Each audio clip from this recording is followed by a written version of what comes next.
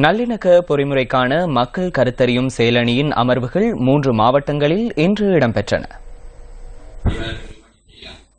கிளிநொச்சி மாவட்ட கூட்டுறவு சபை மண்டபத்தில் நடைபெற்ற இன்றைய அமர்வில் கிளிநொச்சி மாவட்டத்தினை பிரதிநிதித்துவப்படுத்தி மக்கள் தமது கருத்துக்களை முன்வைத்தனர்.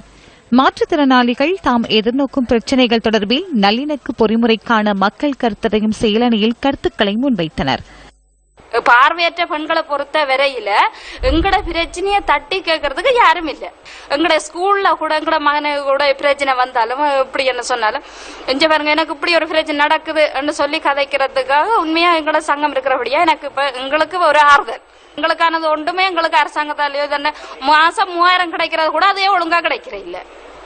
3 மாதத்துக்கு ஒருக்கா 4 மாதத்துக்கு ஒருக்கா இப்ப இந்த 8 மாதம் ஆயிட்டு ஆனா எனக்கு 9,000 காசு தான் கிடைச்சிருக்கு. கிளிநொச்சி மாவட்டத்தில் ராணுவத்தினர் வசமுள்ள காணிகளை விடுவிக்க வேண்டும் என மக்கள் தமது கருத்துக்களை முன்வைத்தனர்.